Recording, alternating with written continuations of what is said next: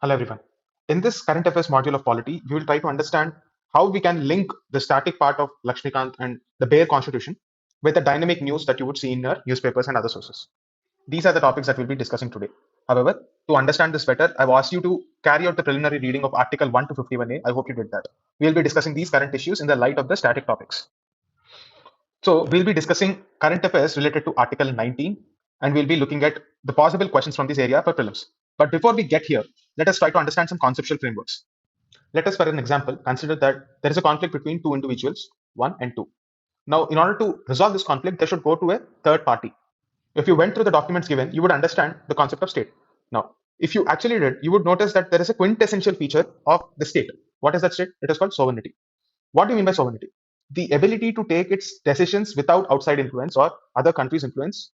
If that power is lying with an entity, a political entity, then that entity is called state. So this sovereignty is there with the country India. What is the source of that sovereignty? We, the people. Where do you find it? In our preamble. Okay. So why am I talking about all this? So this is a type of a social contract between the state and an individual. And as a part of this contract, state is giving certain rights and individual is expected to carry out certain duties. And if they're so fundamental, without which there is no existence for human beings, those rights are called fundamental rights. And the most important duties that a citizen is expected to uphold, that is called fundamental duties. You would find this in Article 51. And you would find this in Article 12 to 35. In recent times, Article 19, with respect to freedom of speech, etc., there was a lot of debate around what constitutes freedom of speech and expression. In a democracy, it is considered to be very important. Why, etc., we have done the basic reading in our previous class. So I'm not repeating them here because the video will become extremely lengthy. So in this context, let us understand what Article 19 is actually saying and the current affairs associated with it. So basically, Article 19 gives you 6 freedoms. And these 6 freedoms are subjected to certain restrictions. Let us understand the rationale completely. Now, why did I highlight this? 19C, with respect to Ministry of Cooperation, is in news. I'll talk about that later. 97th Amendment Act. This is related to that. Another static question which is possible. 19(1)(f), subclause F. What is it about? Why was it omitted?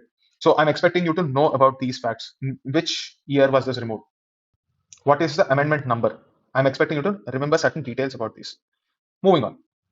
So I'm pasting this, trick so that you remember this Article 19 better. Okay. Now let's go back.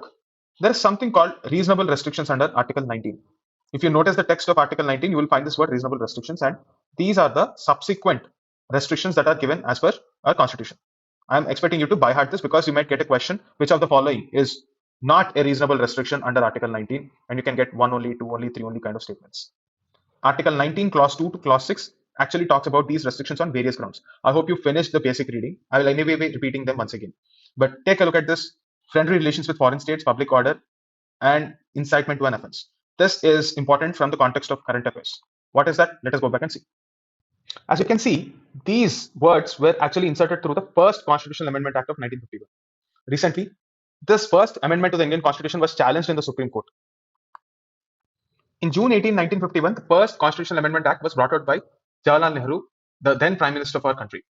What happened in this is, this is a very big amendment. A lot of changes were made. One of them is about Article 19. So we are talking only specifically in terms of that. Okay. So there was a previous year question in 2019, I guess. Who was the Prime Minister when the first amendment of Indian Constitution happened? It was Jawaharlal Nehru. In this amendment, these 3 phrases or 3 words were added to safeguard the freedom of expression. I'll tell you the brief background of these cases. Basically, there are 2 cases. One is the Ramesh Thapar versus State of Madras case. Remember, it is 1949, and in this year, we don't have Tamil Nadu yet. It is the Madras government only. So what happened was, at that point of time, Madras government has banned one magazine called The Crossroads. It's a left-leaning magazine, and it was criticizing the government for its foreign policy. And the government has went ahead and banned it. So this led to the first free speech judgment by the Supreme Court, where it said that you can't do that. So the problem here was there was nothing like public safety as a word in the original text of the Constitution under Article 19. So the government interpreted it as undermining the security of state. But there was a conflict on whether a simple criticism can, put a state under threat. The court was somehow not convinced with government explanation, so it ruled in the favor of the magazine. In the next year, there was a similar case. So there was an RSS magazine called Organizer. So the then government, under the East Punjab Public Safety Act, they issued a pre-censorship order So this was against the freedom of speech. This magazine went to the court, and again the court had to strike it down because it was not logical thing to do.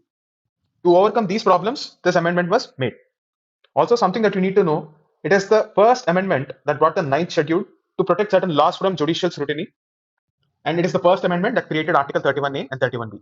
So, in conclusion, the First Amendment introduced the reasonable restrictions that you see today on freedom of speech and added public order incitement to an offense as grounds for imposing restrictions. So, in a way, the First Amendment made it very specific under what grounds one can restrict the freedom of speech. So, to this original article, these words were added. Next, current affairs. Supreme Court Article 19 ruling. So, in this particular judgment, Supreme Court said that even private citizens can face a challenge. If you take a look at Lakshmikant textbook, you will notice that this is different there. Lakshmikant says that Article 19 is not against private citizens. Now that is changed by the Supreme Court ruling. So what does it mean? Let's say, for example, there's a social media platform, like say Twitter, Instagram, etc., etc. Now, if they arbitrarily decide to remove whatever you posted, now you can approach the court saying that my fundamental right or the freedom of speech has been infringed, and it is the duty of the platform, the social media platform, to explain why they removed that post. And if it is not found to be reasonable, they will have to face action. This is just one example. So similarly, even private citizens, like normal people like you and me, all are expected to respect this Article 19. And if we violate the freedom of others, we are bound to give explanation. Again, in this context, I am reminding you of a PYQ. In 2017, when the Puttaswamy judgment came, under Article 21, that is the Puttaswamy judgment, right to privacy, the argument was it is a right enforceable against other citizens. Let's say if you're stalking someone and you're disrespecting their right to privacy, you will be held liable. In that particular article, the government sought an exemption saying national security as a reason. So you cannot treat a citizen and a state on a same pedestal according to them. So here you would notice there are two concepts: vertical application of rights and horizontal application of rights. Horizontal means against private individuals and vertical means against state. So I'm using this terminology so that you can recognize in your questions. Another important ruling of Supreme Court with respect to the MPs and MLAs. For example, if ministers, MLAs, and MPs they make any statements, it doesn't necessarily mean they are the statements of the government. Now, one might ask a question: isn't it that MPs and MLAs they are collectively responsible for the government's actions if they are in the majority party?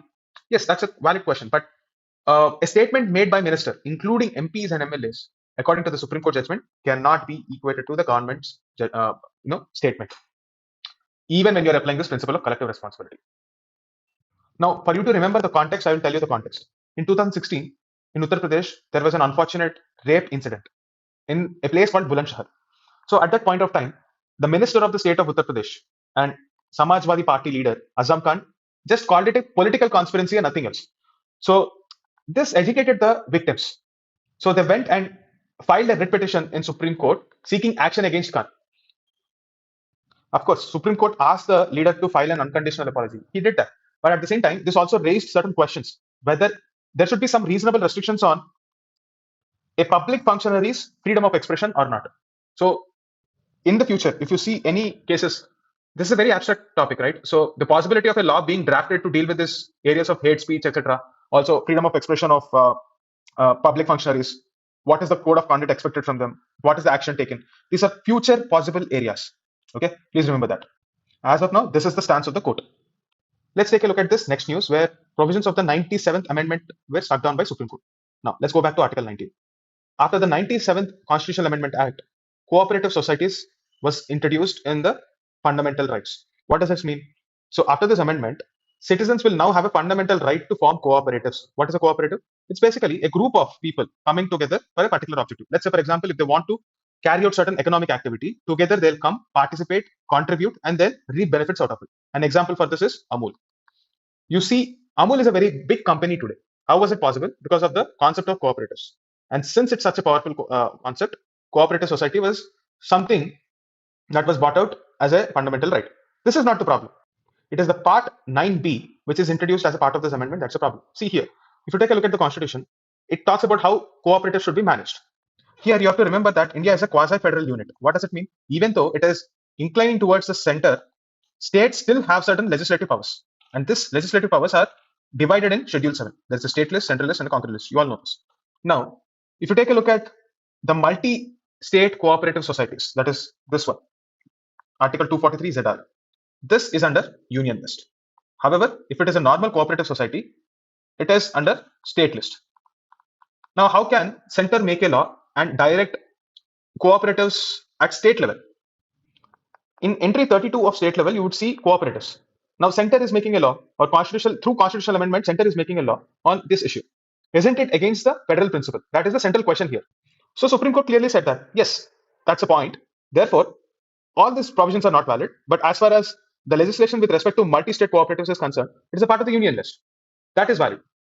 Also, the reason why this was held invalid, like the 97th Amendment, constitutional amendment, it was held invalid because, as per the constitutional amendment, if you are dealing with a state subject, as per Article 368, Clause 2, the Constitution will say that if it is a law regarding an entry which was an exclusive state subject, like here, entry 32, that is cooperative societies, at least 50% of the states should ratify. 50% of the states should ratify. Did that happen? No. Since such ratification was not done, 97th Amendment to this extent was nullified. So you might get a question, is Part 9b completely nullified? No, not at all. Only those parts which are infringing upon the state powers. So multi-state cooperative societies and the laws made on that will be valid both at state, union, and also in union territories as per this judgment. Please remember that. It is not struck down completely. Again, in this context, I want to clarify one more point which was discussed in various newspaper articles. This can be a potential question too. So, you know that right to form an association is a fundamental right. But does it necessarily mean the objective of that cooperative society or that association, it was established with a certain objective? Now, do you have a fundamental right to achieve those objectives? It depends on your efforts, right? So you don't have any such entitlement or right. State is not obliged to fulfill your desires and your objectives. Okay. So state can in fact oppose that objective if it is against the constitutional values. It can apply reasonable restrictions under 19 clause 4 of the Constitution, which says that state can impose reasonable restrictions on the exercise of this right in the interest of sovereignty of India, integrity of India, public order, morality. Please remember this can be a potential question too. So Article 20, right against self-incrimination. So this protects against any arbitrary and excessive punishment of accused. This accused can be one citizen, two foreigner, and it can also be a legal person. Okay. A legal person means, let's say, for example, a company. That company can also be protected in this particular case. The first provision is no ex post facto law. What does it mean? It's basically a law that imposes penalties retrospectively. That is, if you do that act in the past, you are imposing a penalty or increasing the penalty for such acts, something that is done in the past. At that point of time, that law does not exist. But after that act is committed, the parliament decides to legislate a law. Such law is unconstitutional according to Article 20, Clause 1. Now, the second clause of this Article 20 says that double jeopardy is not allowed. What does this mean? Let's say you commit a crime, and for that, you cannot be punished twice. However, there is a caveat. So Article 20, Clause 2, and also the Section 300 of the Criminal Procedure Code, both of them say the same thing. No person will be prosecuted and punished for the same offense more than once. But let's consider one scenario. What happens if that person was arrested and later discharged because of lack of evidence? And after that happened, the police found one evidence against the accused and they decided to try him again. Is this double jeopardy? No. Supreme Court in 2018 said, no, that is not double jeopardy because the first time the person was let go because of lack of evidence. This time they found an evidence. What is more important is that the guilty is punished. Just because we have a procedural flaw, do you think you can use it and get away? No. That is the intent of Supreme Court, and that's why you have to remember cases like this. You might get assertion reasoning type of cases here. I'm expecting assertion and reasoning type of questions more, and they will inevitably be based on Supreme Court decisions. That's the reason why I am emphasizing on these concepts more and more. There are a lot of other articles and other news items also, but they're not testing your assertion and reasoning. That's the reason I picked up this particular news items. Again, as a part of this law, there are certain exceptions. You cannot force people to produce material objects or give thumb impressions, specimen signature, blood specimens, or compulsory exhibition of the body. And lastly, it's very important. This is not for civil proceedings. Also, this is not for any non-judicial kind of intervention. And these non-judicial trails can imply sometimes departmental proceedings also. One important point, narco-analysis test. Narco-analysis test. Is this a part of Article 20's objection list or not? Yes, it is not constitutional. It is violation of the right against self-incrimination, according to a judgment in 2010. How about obtaining a DNA sample? Is it valid or not? Yes, this is valid. According to Section 114 of Evidence Act, Supreme Court said that we can force someone or the accused to give the DNA sample. It is permitted and it is not violative of Article 20. Please remember, DNA samples can be extracted and it is valid as per Article 20's parameters, but blood specimens, they cannot be collected. Recently, in the Manish Sisodia Delhi excise policy case, something similar again occurred in the news. What happened exactly? So, CBI told the special court that it would need the custody of Manish Sisodia. Manish Sisodia applied for a bail, but the court denied that bail. And also, Manish Sisodia approached Supreme Court under Article 32, that is, right to constitutional remedies, saying that he was being forced to speak in such a way that those statements would be used against him. However, Supreme Court denied this bail, stating that legitimate answers were not given. Legitimate answers were not given by Manish Sisodia, and Manish Sisodia was not cooperating with the investigative agency. However, this term is very vague because it was not defined by the judge. Also, the reasoning given for this is Sisodia was, being interrogated under the Prevention of Corruption Act 1980, and therefore he should subscribe to the procedure established. That is, go through Section 482 of CRPC, first approach High Court, then come to the Supreme Court if the person is not, the accused is not happy with the verdict there. So this is the broad logic as per this case and the judgment. Now, what is the implication? The right to be presumed innocent until guilty and the right to remain silent. All of this come from this Article 20 only. Okay, so you can read the notes here in the portal. Next up, Article 21. I'm not elaborating on the static part of what Article 21 is. How did the various cases expand the scope of Article 21? These issues will be taught in your basic classes. I'll, however, give you a checklist of all the things that you should focus on. But as far as the current affairs is concerned, I'm not going to increase the time taken. What are the issues that are there in the news? So the current affairs here is with respect to the Special Marriage Act 1954. What happened here? Delhi High Court, as well as the Supreme Court in the Puttaswamy judgment, they said that marriage is a part of Article 21. This is what you have to remember for your prelims examination. There will be a lot of interpretations, but it is not necessary. Okay. And if that is not being respected, what are the fundamental rights that are violated? I have given here, you can go through. Now, interfaith marriages. This is a very important concept. In order to give legitimacy to interfaith marriages, there is a special act called Special Marriage Act 1954. And in this, there is no necessity of religious formalities. For example, Hindu Marriage Act or any other personal law, you would see that there are certain religious practices which are given sanctity. Only if they are performed, then the marriage is considered to be valid as per that law. Let's say, for example, Hindu Marriage Act. But when you're getting registered under Special Marriage Act, none of those religious formalities are necessary. It is applicable for Hindus, Muslims, Christians, Sikhs, Jains, Buddhists, etc. And of course, it is not only valid for Indian citizens, but also for Indian nationals who live abroad. They can also register their marriage under this. And it is basically a civil contract. So these are the things that you have to remember, especially in the context of Article 44, Uniform Civil Code, and the difficulty in dealing with that complicated set of laws. This can be an important current theme. The last issue that we'll be discussing here in this module is the same-sex marriage. Is same-sex marriage valid? That's the question that Supreme Court was supposed to answer. So Supreme Court simply said that as per the Special Marriage Act, at this point of time, it is not included. And we are no one to intervene in this issue because it is a matter of legislation. Either a parliament or state legislature can make laws on that issue and speak about this. Otherwise, it becomes judicial activism.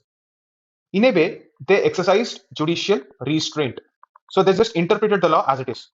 So these are the current set of issues that you are supposed to understand for your current affair preparation under fundamental rights that are discussed till now.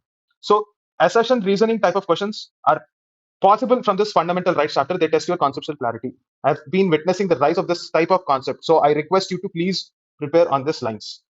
That's it for now. We'll meet in the next module. Thank you.